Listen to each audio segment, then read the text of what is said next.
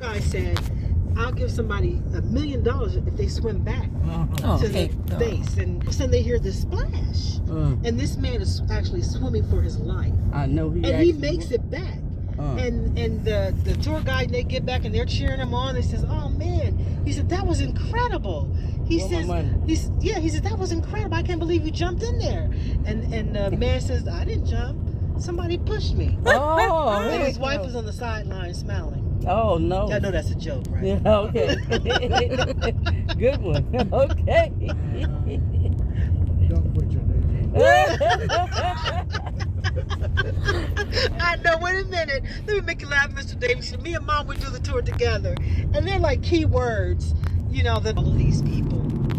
And then we're going to be going in and out of plantations. Now, we are in Fripp Plantation, but behind us you got Cuffy, there's Tomby, and Fripp Plantation and Land's End Plantation. Once we cross over this Club Bridge Creek, we will be in, actually, right now we're in Frogmore Plantation. But from Frogmore, we're going to go over to Poppy Hill.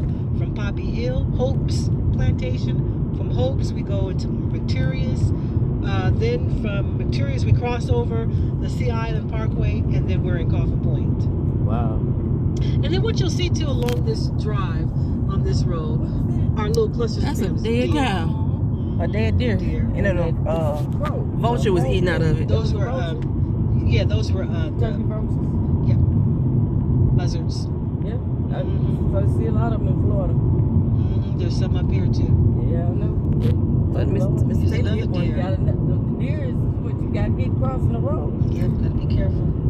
This house to our right, all these homes off to the left, that's one cluster. All these people, one family. Wow. Yes, ma'am. Even where I grew up, that whole stretch of road, the whole road is all family. And what you'll see too, a lot of street names are named after family. Yeah. And nicknames, because when before we were always known to our plantation, or we had a rural route and a box number.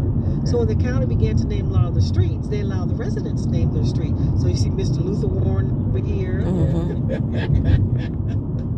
Hey, we saw JJ back there. Right. Yeah, oh yeah, these are black. Yeah, we're mostly black. Oh yeah. We Peanut, because there's that nickname for Peanut, Miss Katie Parker. Listen, this road is it common sense names too, like Seaside Road, because we're by the side of the sea. Land's End Road, because the end of the land ends. Listen, you go down Big House Road, what you gonna find? A big house. Somebody named their street Steady Getting It Lane. Don't y'all say what they getting. And when he named it, he was single at the time. And of course now he's married. He since moved. He lives in the Maryland area, right? And so now the house is up for sale, because my brother is a real estate agent. He has listed the house, and I said, I feel sorry for the person who moves in that house. They gotta put their address down. Yeah, 22 Steady Getting Lane. What in the world? True story. That's true. Okay, that wasn't one of your jokes this time. No, that's a true story. Okay. It's true. It's really called Steady Getting It Lane. That'd be something I would do. This is a great example of a cluster where the mother's in the middle to our left, and her children are all surrounding her. Wow. This family, they stretch out over 2 miles. All one family. They all go to the same church. Some of them work for educators, or they work for the county. In one of the houses, Sis, she passed away, and her first cousin lives here, Miss Wright. Miss Wright's daughter lives here. Sis's their first cousin, Miss Ella, lives there. Miss Ella's children over here. Wow. The uncle over there, and niece. Yeah. I could do that if I like my family. That's typical. You just have to put yourself in one place because they How to get together? Because they didn't want the Africans to gather in large numbers. Right. For that fear that uprisings would occur. I understand. Picture. This is like, you see, I'm getting the side angle. This is basically a tiny home. Yeah. This was tiny home. Yeah. That's What people buying these days is a tiny home. think that's cute. Uh-huh. I'm trying to put one in my daughter's backyard. She just don't want to. She's trying to get away all her life, and I keep coming back for more. How old is she? I will be 50 on Saturday. That's right. Happy birthday. Thank you. Today? Saturday. Oh, Thank you so much. watch your head coming in. Oh, we all short. He said, watch her head. I Okay. didn't say she's here. No, I'm saying, she's your I can touch it though. We all 5 feet tall. Think I can reach you? Oh, wow. Yeah, this is the concept of the slaveholders. When they began to Christianize their slaves, they wanted to make sure that it was done in a controlled setting. This is surely a controlled setting. So if you were a slave of this Coffin Point plantation, you could only come here. You couldn't go down the road to the next place house. Oh, okay. They didn't want those slaves to gather together. This is why the church house used to be rocking, because it was so small. Everybody's in there. Yes. Let me just say, even though this was the concept of the slaveholders, those Africans, because they were not always under the thumb of the rule of the slaves, they began to manipulate the setting. And then one thing the South Carolina slavers did, they continued about Africans here. You know, when it was against the law to do so. You know, so then with that being done, you see the reinforcement of African culture. So those Africans began to, even though the slavers chose that person initially, but as they would manipulate this place, they began to choose who they wanted over. And they would choose this person who had special gifts, spiritual gifts, gifts of touch and healing, gifts of prophecy. That person really then becomes the most powerful person within the slave community. And then this allowed the Africans to put back in place their cultural ways. So the rite of passage begins to take place. And religious practices where if you were a child between the age of 10 and 12, and you had to do this before you were 13, you were taken out of your slave home, you were assigned a spiritualist, who they called the leader, then you were expected to go into the woods, vigil by yourself. We had that story. You went to the woods, yes, by yourself, and you had to have an experience where either a dream or vision from God, and you stayed out there until you had it? Yes, ma'am. I had mine like in 5 minutes after I get here.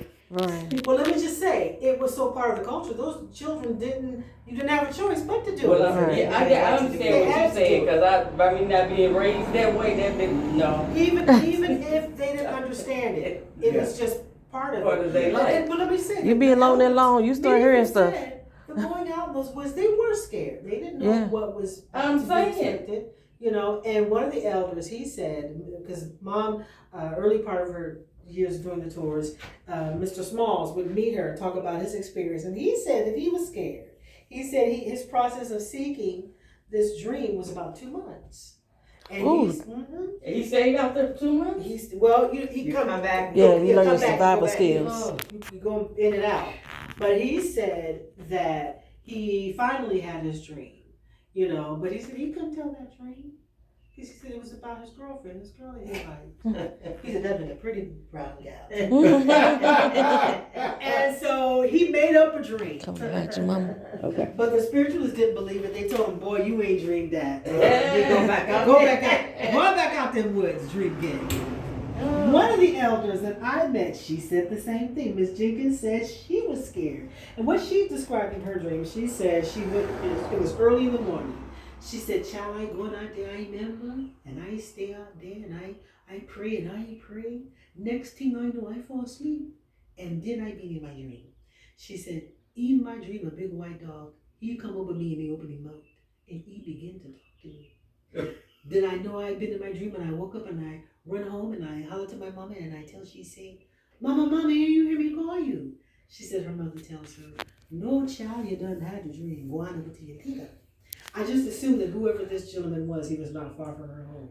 Miss Jenkins said, "I make my way over there, and before I could get to the door good, he been to the door, he been away from me, and he tell me, he say, 'Child, I knew you better come.'"